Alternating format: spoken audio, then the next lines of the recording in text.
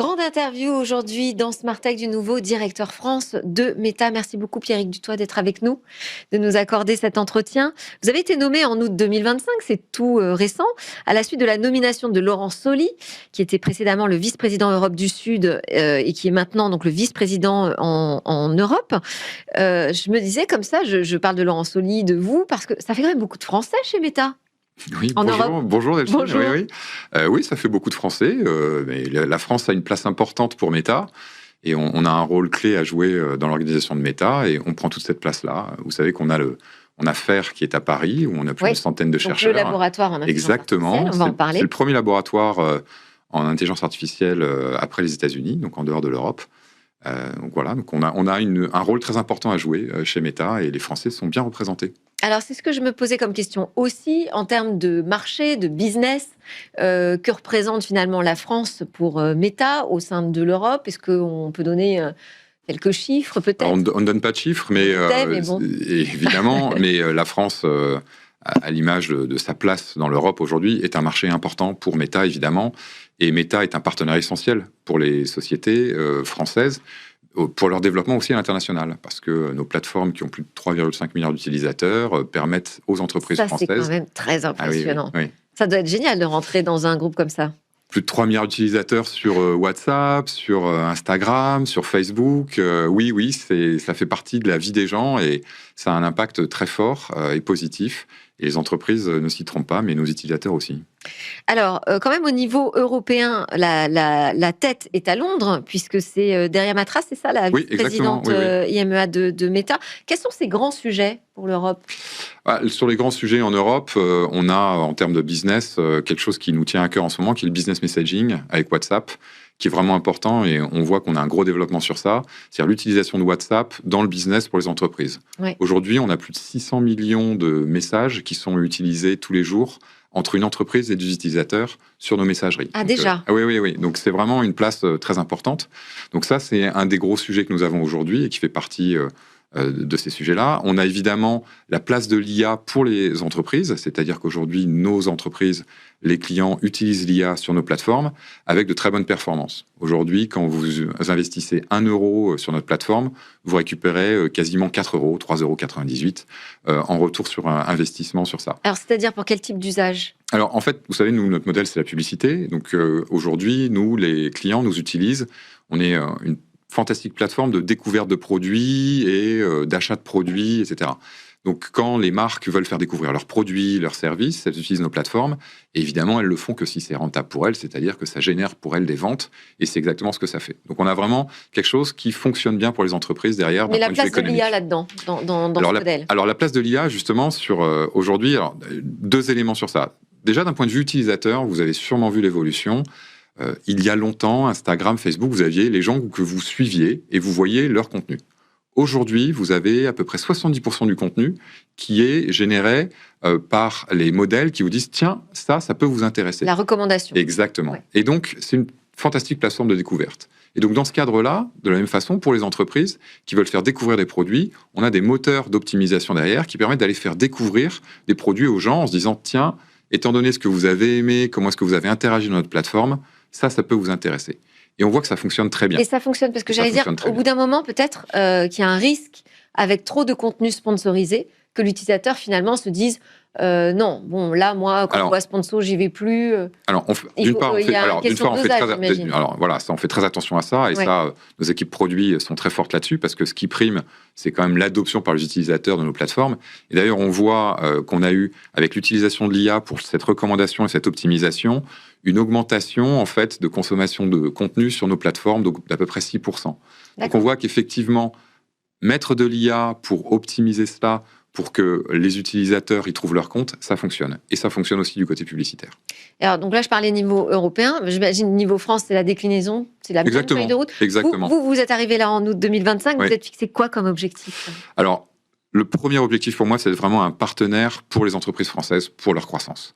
Ce que je vous disais, à la fois sur le marché français, mais à l'international, être en capacité de les accompagner, d'aller les aider à croître, de mettre nos outils fantastiques à leur disposition, c'est le premier objectif. Donc ça, c'est un premier point. Mais ils ne sont pas déjà tous acquis à la cause Meta? Alors, il y en a beaucoup qui sont... Alors, justement, quand on mesure le nombre d'utilisateurs potentiels à toucher, on se dit, c'est pas très dur de les convaincre. Oui, mais après, il y a comment on va le faire. C'est-à-dire que, par exemple, si on regarde le contenu, nous, on accompagne beaucoup d'entreprises sur comment faire le meilleur contenu en termes publicitaires, mais aussi contenu organique, pour que ce soit pertinent. Donc, on a aussi vraiment un rôle de conseil auprès de ces entreprises-là, pour les aider à être pertinents sur nos plateformes. Les choses évoluent en permanence et on doit les accompagner sur ça. C'est vraiment un point clé. Donc ça, c'est le premier point sur l'accompagnement. Deuxième point, et c'est ce que vous avez dit, c'est tout ce qui est, d'un point de vue stratégie de la société, m'assurer de la bonne déclinaison en France. Et donc, on parlait du business messaging, par exemple. On a eu un cas Carrefour qu'on a lancé il n'y a pas très longtemps. Vous savez, quand vous faites aujourd'hui une commande d'un drive et que vous avez commandé une pâte à tartiner et qu'elle n'est plus disponible, il faut remplacer le produit. Alors, soit c'était par email, etc. Aujourd'hui, en fait, dans WhatsApp, Carrefour utilise ça en vous proposant, en vous disant, tiens, ce produit n'est plus disponible, voilà les produits que vous pouvez prendre à la place. Et dans WhatsApp, c'est beaucoup plus réactif et on voit qu'on a 60% des clients qui répondent et 90% qui choisissent un autre produit. Donc sur le parcours client, pour l'entreprise Carrefour, c'est bien meilleur. Donc vous voyez, on a ce genre de priorités qui nous permettent vraiment d'être au service du business. Et vous êtes aussi très présent à Station F. Moi, j'avais assisté au lancement d'un programme de soutien aux startups, notamment dans l'IA. Quelle est la stratégie derrière, en fait ? Pourquoi Meta vient soutenir des startups dans l'IA ? Alors d'abord, sur ce programme, et je pense qu'il faut revenir un peu dessus, parce que c'est aussi un message à ceux qui nous écoutent, la compétition est ouverte, vous pouvez postuler pour être à l'accélérateur de Station F. C'est un programme que nous avons depuis 3 ans. Cette année, nous sommes aux côtés de SNCF Connect and Tech, Hugging Face et HEC qui nous accompagnent dedans. Donc on va sélectionner un certain nombre de startups qui vont bénéficier pendant 6 mois d'un programme d'accompagnement sur des cas d'utilisation pour SNCF Connect and Tech, qui nous permettent vraiment de mettre l'IA ouverte et collaborative au cœur des utilisateurs français, puisque ça va être avec ça. Donc, c'est vraiment là, donc petit moment pub, postulez, si vous êtes une start-up, allez-y. Vous attend. OK.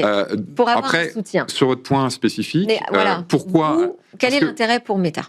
L'intérêt pour Meta, et c'est vraiment ce qui nous tient à cœur, ça fait plus de 10 ans maintenant que nous investissons dans l'IA à Paris avec FAIR. Tout cet écosystème d'intelligence artificielle nous tient à cœur. Et Station F, c'est l'incarnation de comment est-ce qu'on participe à cet écosystème, aux côtés de Hugging Face, aux côtés de SNCF Connect and Tech, une entreprise. On a pu faire des partenariats avec L'Oréal aussi par le passé. Donc c'est vraiment un moment important pour nous dans cette place dans l'écosystème. Et ça a donné lieu à de très belles histoires. On a une société Pollen Robotics qui est sortie de là, qui a fait effectivement de très beaux sujets. Voilà. Ouais. Fringant aussi, qui, vous savez, pour quelle est votre taille pour avoir la bonne taille quand vous achetez en online, avec une de nos technologies open source qui est Dino, qui permet de regarder ça. Donc on est vraiment, comme on est sur cette IA collaborative et ouverte, comment on participe de l'écosystème, comment on aide la France aussi à jouer son rôle sur la scène de l'IA. Mais l'objectif, donc, c'est pas de les racheter, les startups ? Non, parce que c'est un objectif d'écosystème avant tout. C'est surtout ça. Et c'est de faire circuler votre technologie d'intelligence artificielle aussi. Il faut savoir que Hugging Face a racheté une des sociétés aussi. Donc il y a cette passerelle-là et c'est très bien pour l'écosystème et on en est ravis.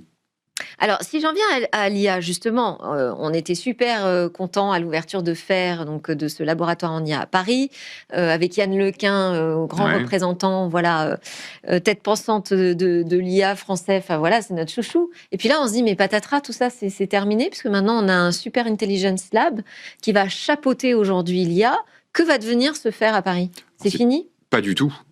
Nous avons à Paris FAIR, comme je vous le disais, c'est le 2e bureau après les États-Unis, le premier bureau en dehors des États-Unis, avec des chercheurs. On a plus d'une centaine de chercheurs qui sont sur des sujets clés. Je vous ai parlé de SAM, qui est Segment Anything Model, Dino, et ça continue à être développé. Donc, il y a un rôle clé pour la France à jouer dans tout ça, qui s'inscrit dans cette idée de super intelligence, avec Alexander Wang qui pilote tout ça. Donc, les investissements qui sont faits... Racheter, lui, de Scale AI. Exactement. Donc, les investissements qui sont faits sont des investissements qui bénéficient aujourd'hui au bureau à Paris et à toute la recherche que l'on fait, toujours dans cette poursuite de cette super intelligence que l'on applique aujourd'hui. Déjà, alors, vous savez, on a Meta AI, qui est notre assistant d'IA, qui est utilisé par plus d'1 milliard d'utilisateurs aujourd'hui. qui très concrètement vous permet d'enrichir vos discussions aujourd'hui. Moi, je vois par exemple avec mon fils, quand il a des questions, il est en master, il me pose des questions sur certains sujets. J'invite Meta AI dans notre discussion pour dire tiens, Meta AI, sur cette analyse stratégique-là, comment tu peux nous aider, etc. Et ça vient vraiment enrichir la discussion. Donc on a tous ces sujets-là qui sont là. Et donc le bureau de fer à Paris a complètement sa place avec plus d'une centaine de chercheurs un très très haut niveau et on est très content de l'écosystème à Paris qui nous permet, et en France, qui nous permet d'avoir cette qualité de chercheur. Il y a eu aussi une petite inquiétude au moment du départ de Joël Pineau, notamment dans la communauté open source, pour s'interroger sur est-ce que cette IA, enfin ce modèle Llama va rester un modèle ouvert? Est-ce que le modèle de science ouverte va perdurer chez Meta? On a eu aussi une déclaration récente de Mark Zuckerberg qui disait que pour des questions de sécurité, peut-être qu'on serait amené de temps en temps à fermer les portes. Alors, le modèle open source continue d'être là et vous pouvez regarder dans tout ce que l'on fait. On continue à publier. On privilégie la qualité à la quantité, ça c'est sûr. Et tout ce qui est en fait, si vous voulez, sur cette partie d'IA, les enjeux de sûreté, de sécurité, de transparence sont clés. Et là, en l'occurrence, tout est disponible, vous pouvez tout voir et ça nous tient à cœur. Mais l'open source est là, encore là et on y tient beaucoup. Bon, et d'ailleurs, juste pour revenir sur ça... Ça reste dans votre feuille de route. Oui, alors, juste pour revenir sur ça, vous savez qu'on a, par exemple, il y a quelque chose qui s'appelle l'amendement, qui est, en fait, au niveau français. Ils ont utilisé Llama pour aider sur les amendements. Et vous avez eu aussi la DGFiP qui utilise les modèles open source de Llama pour aider sur tous ces sujets-là. Donc, on y tient beaucoup et on est ravis d'ailleurs que l'administration française utilise certains de nos modèles. OK. Les lunettes. Les fantastiques lunettes. Oui, je vois que vous ne les portez pas. Non, alors je porte des lunettes très rarement. Je porte des lunettes très rarement. J'ai cette joie. Je suis très légèrement myope, si on veut rentrer un petit peu dans ça. Les lunettes, c'est un sujet, je trouve, vraiment pour l'Europe, parce que ça pose des nouvelles questions en matière de protection des données personnelles. Comment est-ce qu'on adapte finalement un modèle très pensé américain à un produit qui va être compatible avec aujourd'hui tout notre cadre légal en matière de protection des données. Revenons sur ces lunettes. Nous sommes en partenariat avec EssilorLuxottica, donc ce n'est pas qu'une vue qu'américaine, c'est une vue qui est fondamentalement globale et l'Europe est très inscrite dedans puisque EssilorLuxottica, partenariat franco-italien est là, et donc on est très bien sur ça. Ensuite, c'est un fantastique succès, et on l'a vu, que ce soit aux États-Unis et en Europe, et vous imaginez bien que nous respectons strictement toutes les réglementations en place, sinon nous n'aurions pas pu lancer en Europe les Ray-Ban Meta, qui ont un énorme succès, puisqu'on a vu une progression des ventes x3 sur ces derniers temps. Et aujourd'hui, les Ray-Ban Meta et les Oakley, les nouvelles Oakley, sont aussi disponibles en France et en Europe, sur tout ça. Donc, on est dans le cadre réglementaire complet. Les Ray-Ban Meta Display, qui sont vraiment l'innovation Connect, qui sont vraiment, alors là, pour les avoir essayés, un moment un peu magique, seront disponibles en 2026. Et encore une fois, dans tout ce que l'on fait, et vous voyez sur la partie open source, on est dans ce cadre réglementaire strict qui nous permet d'aller sur le marché européen. Évidemment, on aimerait que la réglementation soit simplifiée pour les entreprises au global, parce que ça fait partie de nos chevaux de bataille. On veut vraiment une simplification, mais nous ne sommes pas les seuls à vouloir ça, parce qu'il y a une course aujourd'hui, et cette course, il faut la remporter. Et l'Europe et la France a toute sa place dedans, à condition d'être bien accompagnés. Il y a le sujet de la protection des données personnelles, il y a aussi le sujet de la protection des mineurs qui est très... Aujourd'hui, qui est un sujet dont s'empare Meta, quand même, on entend beaucoup. Ah oui. Voilà, sur les modes ados, par exemple. Exactement. Nous avons lancé les comptes ados, qui ont un franc succès, puisqu'on a plus de... Ça, c'est important de se différencier par rapport aux autres réseaux sociaux. Au-delà de la différence entre les réseaux sociaux, ce qui nous intéresse, nous, avant tout, c'est les ados et leur bien-être. Donc c'est vraiment pour ça qu'on le fait, avec les parents. Les autres font ce qu'ils veulent. Nous, ce qui nous intéresse surtout, c'est les gens qui sont sur nos plateformes et comment ils se comportent. Et les comptes ados, pour ça... c'est aussi une grosse responsabilité, parce que quand on parle des milliards d'utilisateurs, ça donne autant de responsabilités. Et c'est pour ça que, si vous voulez, même dernièrement, on a annoncé ça la semaine dernière, on lance le guide PG13, donc on est encore plus, entre guillemets, restrictif quelque part sur le sujet de... qu'est-ce qu'on montre à nos adolescents et comment est-ce qu'on s'assure qu'ils sont bien encadrés, etc. Et pour les parents, c'est vraiment rassurant. Donc là, vraiment, on essaye d'être en pointe sur ça. Allez, on part sur mon interview binaire. Moi, je vais poser des questions binaires. Je vous laisse répondre assez rapidement, s'il vous plaît. Oui ou non, chez Meta, on croit à l'IA générale? Oui, la superintelligence, alors on l'appelle l'IA générale, la superintelligence, on y croit. Mais on y croit parce que ça va augmenter l'humain. Ça ne va pas remplacer l'humain. Et c'est là que nous, on a cette vision de se dire que la super intelligence dans la poche ou dans les yeux de tout le monde avec les lunettes sera là pour aider l'humain à être plus dans le présent. Protectrice ou pénalisante, la conception de la vie privée version Union européenne? Ce que l'on souhaite avant tout, nous, c'est une simplification. Une simplification pour la compétitivité. Je ne vais pas revenir sur le rapport Draghi dont tout le monde a parlé, mais il est évident qu'il y a des enjeux économiques forts en Europe et que la réglementation, si elle est simplifiée, aidera. On vous oblige ou pas à porter des lunettes méta quand je vous vois? Alors, on n'a pas à m'obliger du tout. J'en ai une paire, paire tout à fait. Et vraiment, moment vente, c'est fantastique et c'est guélé. Vrai ou faux, le laboratoire Fer à Paris, c'est fini, ou presque, parce que maintenant est arrivé le Super Intelligence Lab. Faux, parce que le laboratoire Fer participe de cette stratégie-là et contribue. J'aime ou j'aime pas ceux qui rappellent que Meta, c'est pas vraiment de l'IA totalement open source. Il y a de l'open source partout. Après, on a nos modèles chez nous qui tournent, mais qui sont propriétaires, mais qui sont l'adaptation de nos modèles open source. Donc oui. C'est mieux ou moins bien le marché français pour Meta comparé aux autres pays européens? J'adore la France. Pour ou contre la majorité numérique à 15 ans? Alors sur ce sujet de majorité numérique à 15 ans, nous, encore une fois, on veut des règles très claires et strictes. On a montré qu'on est vraiment en avance de phase et qu'on souhaite la protection des mineurs. Donc à partir du moment où cela rentre dans cette protection des mineurs-là, nous, on sera toujours pour. J'y crois ou j'y crois pas qu'on vivra dans le métavers? La notion du métavers, vous le voyez aujourd'hui, elle est un peu plus compliquée que ça. Ce qui est très intéressant surtout, c'est de voir qu'avec les Ray-Ban Meta Display aujourd'hui, on a une réalité augmentée. Et je crois que ça va nous aider. Vous l'avez vu ou pas vu, la nouvelle ministre française de l'IA et au numérique? Pas encore. Et votre idée fixe pour 2025? L'accompagnement des entreprises. Merci beaucoup, Pierrick Dutoit, d'avoir été avec nous, nouveau directeur de Meta en France. Merci d'avoir accordé cette interview à Smartech. Merci Delphine. On enchaîne, on va découvrir une jeune pousse qui est soutenue par Diversity Days.